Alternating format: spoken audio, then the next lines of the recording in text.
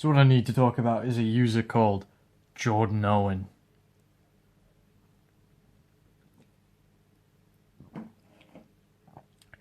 Last Christmas,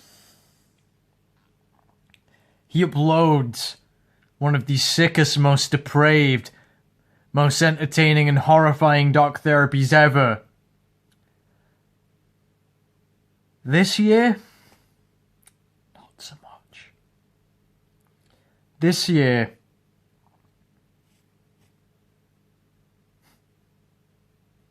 this Christmas Eve,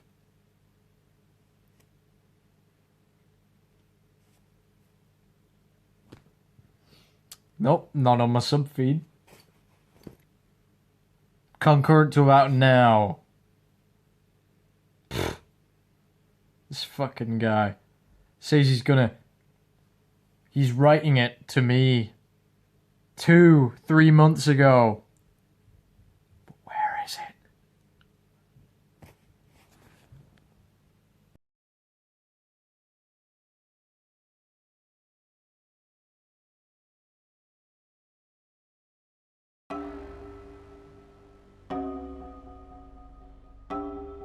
Good evening. You have crossed the threshold point. Behind you is the world you know, a world of sanity and certainty. Before you now is the vast, uncharted wilderness of the mind. In this blackened realm of hungry beasts and swirling specters, you will walk across floors of shattered glass and stumble into serrated edges. You will be vivisected by ferocious machines and probed by cybernetic inquisitors. Here is the brutal chaos of the imagination, the wondrous worlds and limitless prisons of the psyche. You are in here with us now. Welcome to Dark Therapy.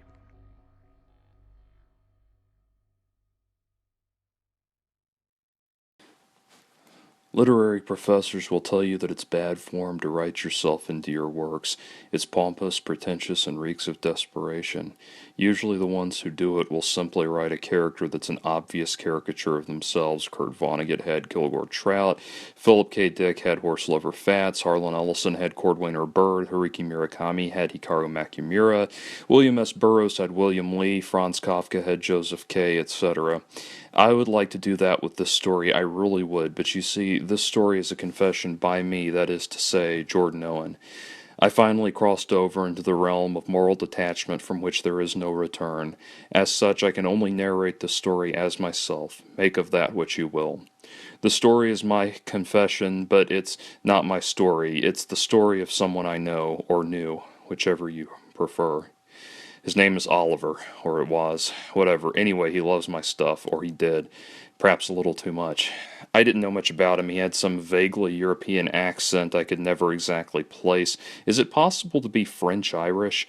Anyway, he loved my Dark Therapy series so much so that he would come home every day, sign into YouTube, and check to see if there was another episode posted. Usually there wasn't, which left him weeping softly in his dimly lit flat for the remainder of the evening.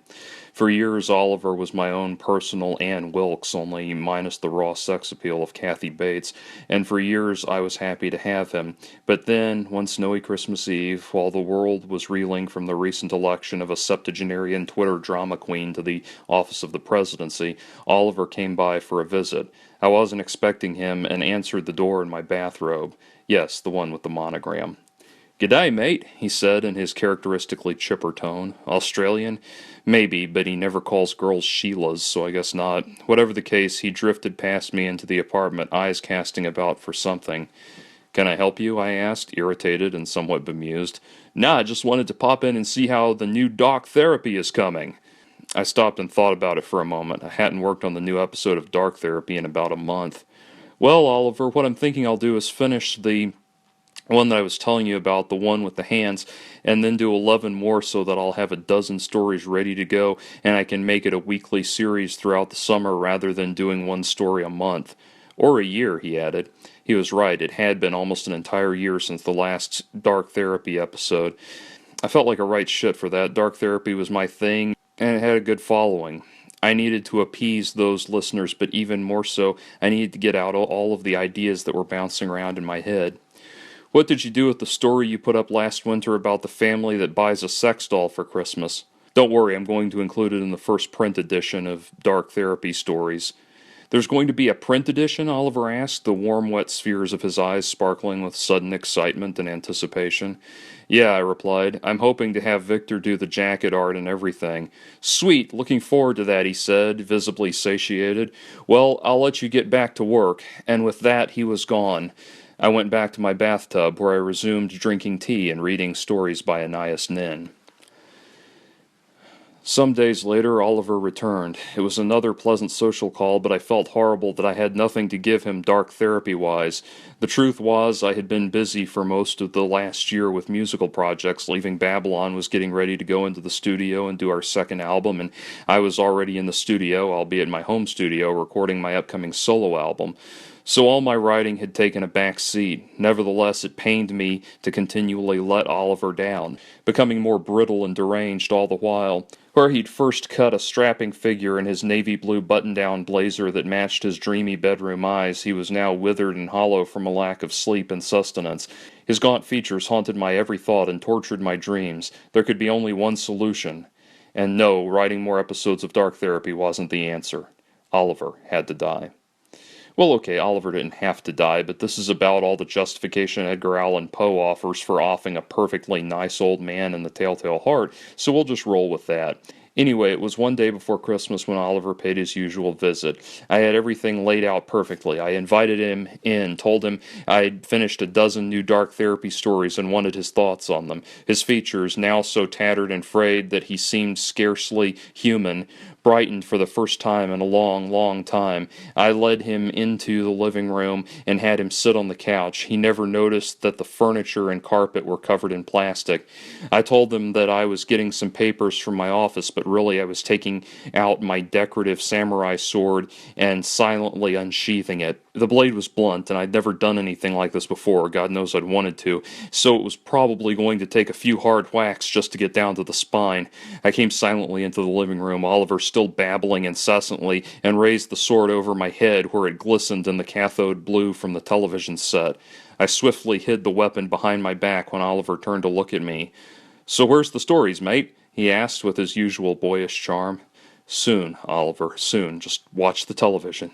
"Oh, right then, mate," he replied, turning his attention back to the TV. I brought the blade up again and came down with a hard left-to-right swipe, the blade whistling as it sliced the air and went clear through Oliver's neck, burying itself in his right shoulder. His head arched through the air, sending a spiraling geyser of blood in its wake. I breathed heavily, my hand still grasping the instrument as I bathed in a new, savage level of afterglow. That night I slept soundly for the first time in many months. It was a beautiful, elegant sleep that, while largely dreamless, was occasionally interspersed with visions of deities from various religions, assuring me that what I had done would not count against me in the afterlife. My sleep was intruded, however, by the sound of an all-too-familiar voice chanting my name. "Jordan, Jordan, wake up, mate! It's a Christmas miracle, it is!" I opened my eyes begrudgingly and saw Oliver's head sitting next to me on the bed, somehow bouncing up and down excitedly. In the thin, pale shafts of moonlight that crept in through the vertical blinds, I could see circular puddles of blood forming a path across the sheets, down to the floor and out the bedroom door. "Not sure what happened back there, mate. Old head came plumb right off. Anyway, guess I can work on being the next Max Headroom now, huh?" Not wasting time being horrified at this particular turn of events, I grabbed Oliver by the scalp and went storming into the living room, where I impaled his head on the vertical spike in the star atop my Christmas tree and went back to bed. The next morning I sipped my tea and appreciated the seasonal warmth of the chilled sunlight cascading across Oliver's motionless features. The star had gone through his lower jaw and up through his left eye socket. The pierced eyeball now hung by its stalk and dangled in the path of the tiny train ornament I'd hung towards the top of the tree. After enjoying the sight for a moment, I sat down at my desk and fired up the computer. "Getting ready to work on some new Dark Therapy there, mate?" asked Oliver, his voice only slightly obscured by having a Christmas tree topper jammed through it. "And that, Your Honor, is why the police found Oliver's head carved up into tiny chunks and buried throughout my backyard. Now, my lawyer assures me that by confessing you'll accept my plea bargain and give me the death penalty. Thanks."